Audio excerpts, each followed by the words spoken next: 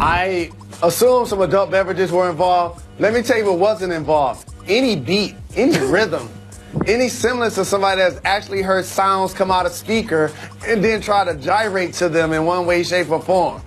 I love like you're so doing much. right now. I love it so much. Ain't you tired? I am a little bit in my shoulder. I loved it so much.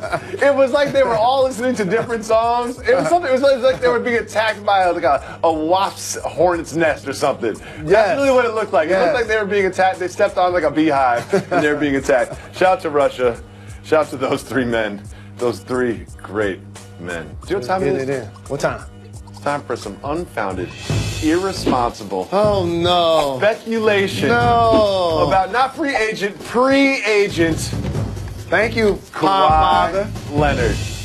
Here's the update. You know we don't like to do too much research or actual work here on Jalen and Jacoby, so the internet put this together for us. First, we have this picture of a gentleman that looks a lot like Kawhi Leonard. The face is blurry, but that's Kawhi. Okay, he's got his Jordan stuff on, his socks and slides. He's in New York City. And then there's this picture of a gentleman that looks a lot like Greg Popovich at a bookstore, The Strand in New York. If you've ever been to The Strand, it's a very Greg Popovich-y place to hang out. And then there's this picture of Tim Duncan boarding a flight to New York City. Timmy! Now, I'm not going to sit here and act like this all happened yesterday. It did kind of feel like this was last week.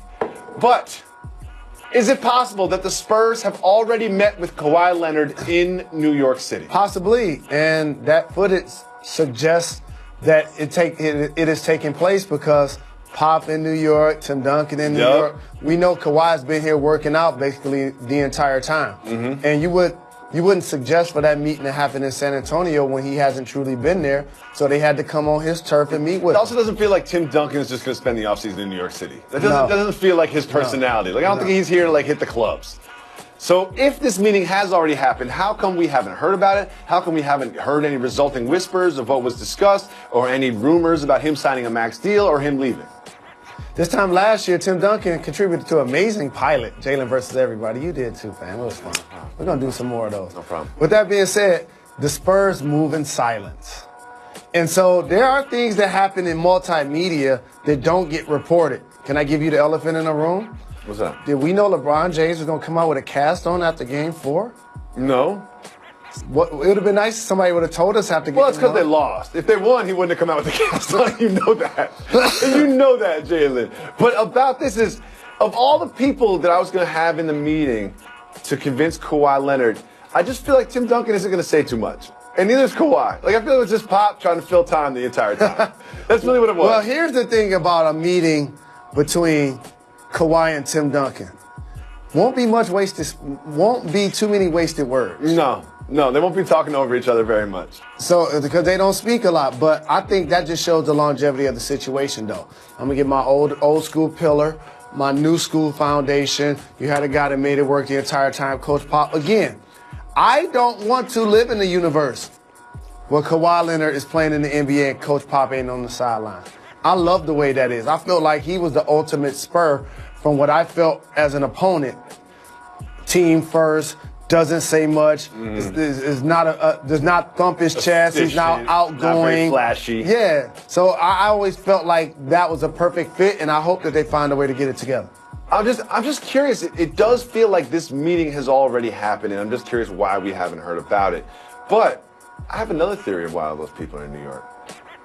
Nas had a listening party last night. That's why everyone's flying to New York City, and we've actually got footage from the three of them at the Nas listening party. There they are, right there in Queensbridge, getting in, right next to Kanye and Nas, bobbing their head. Kawhi looks like he's on medicinal. You know, they're enjoying themselves. They're enjoying themselves at Queensbridge. Do you think they are all here for the Nas listening party and not for a meeting to discuss Kawhi? That makes a lot more sense. Thank you. That's more Pop style. Yeah. You know, daytime bookstore, nighttime Nasir. Exactly. Very excited about the new Nas album. Well, if you remember back to Monday at the parade, things were getting saucy with all the Warriors. Jordan Bell's drinking hen, everyone's spraying champagne everywhere. And Warriors general manager Bob Myers had some awkward things to say about Kevin Durant. Let's look back at that and listen. And then I heard you tell Kevin Durant he can have whatever contract he wants next year. Yeah, that was just for the media. He can't have anything like that at all. Mid-level. Yeah, mid-level, behind closed doors. Because I think last year he told Steph he could have any contract he wants, too. Yeah, so well, yeah, that was different. He's been here from the run, the way before days. He's earned it.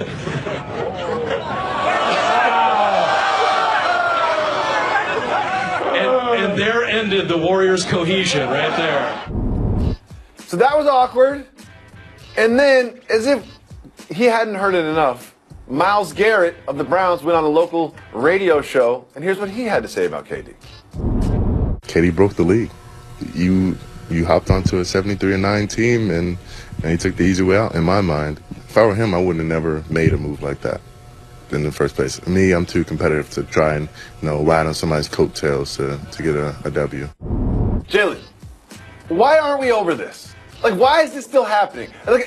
Originally, when this happened, I did feel a certain way about KD, but now I feel awful for KD that he still has to deal with this. Do you feel sympathy for Kevin Durant that he's constantly being bombarded with these accusations and these statements? Not at all. He knew what he was getting into, and to the winner go the spoils. Because he did it, 2 straight championships, 2 straight finals MVP. I came to a team that's going to highlight my skills. Though everybody was great, he basically said it, I feel like I'm the best player on the team. You get him to the biggest stage, he shines, and now all of a sudden, you're going to have the backlash. But we didn't need him to go out and do it in back-to-back seasons to know that there was going to be backlash. But if you say, Myles Garrett, what is your priority as a professional football player to win the Super Bowl? What do you want to do with the Cleveland? I want to win the Super Bowl. It's like, and we're blaming KD. We prioritize championships and evaluating careers and evaluating success in athletics so much to a fault. But then once somebody makes the move to win themselves some championships, everybody just criticizes. It's because the game got easy with analytics. Because now only thing people got lazy and started counting rings. That's it. He's the best because he has X amount of rings. When we talk about greatest players of all time, Karl Malone doesn't come up. John Stockton doesn't come up. Charles Barkley doesn't come up. Reggie Miller doesn't come up. Iverson. Allen Iverson doesn't come up. They should be more appreciated by how they performed. Except we're so blinded by the fact that individuals have rings, and then we want to quantify it. Organizations win rings. That's a good point. Okay, let anybody that's walking this earth that has 3 rings, go up to them and be like, what kind of guy is Bill Russell? Hey, what kind of guy was Red Auerbach? Tell me about playing for Pat Riley. Tell me about playing with the Showtime Lakers. Tell me about playing with Larry Bird. Tell me about playing with Michael Jordan. Tell me about playing with Shaq. Tell me about playing with Kobe. How's Tom Brady as a guy? What's Tim Duncan like? Like that's just what happens when you have game-changing players. Like when you put Belichick with Tom Brady, they're going to win. They turned over the roster multiple times. They still won Super Bowls. So people are going to be mad at KD because we wanted to see KD go against them. Individuals don't win rings. Organization wins rings. That's a very good point. There's another organization that's trying to win a ring, and the co-owner and president of basketball operations of that organization, Jeannie Buss, tweeted this interesting little tweet. She tweeted, quote, "Do not ever underestimate nothing else to say." That obviously sparked a lot of speculation as to what she was talking about. Do not ever underestimate nothing else to say. Jalen, she just told her players, this organization just told their players to tone it down on social media. We don't want any problems. And now here she is doing this. Should the Lakers executives follow their own advice when it comes to social media habits? I think what ends up happening is we talk about the Lakers that rightfully so. They're a storied brand and a terrific franchise. They have 16 championships. Some of the best players that have ever played basketball have worn their uniform. So we're going to gravitate to the news that's happening, especially when it's Magic Johnson, it's Ron Pelinka, when they have 2 maximum spots. When you look at all of the players that they've drafted over the last couple of years, but they really haven't been able to acquire one of the best players in the game. So now that's what this summer is all about. So they hear the talk, they understand the pressure, and they see the pundits and the fans and wondering, is it going to be able to happen? She has to send some level of comfort. She probably got a text. She probably got an email. Probably got on the phone with a manager or agent. Something. Like, yes, we feeling good about today. I don't think she's talking about her new chili recipe. You know what I mean?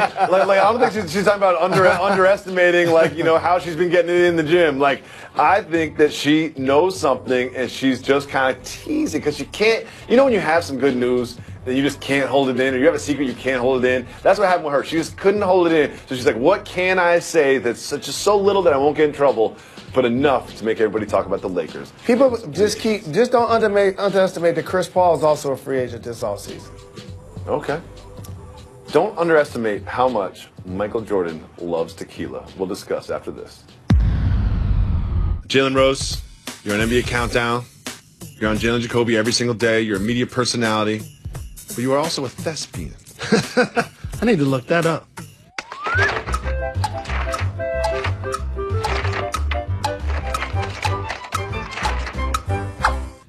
It's not what you think it is. It means actor. Got to give the people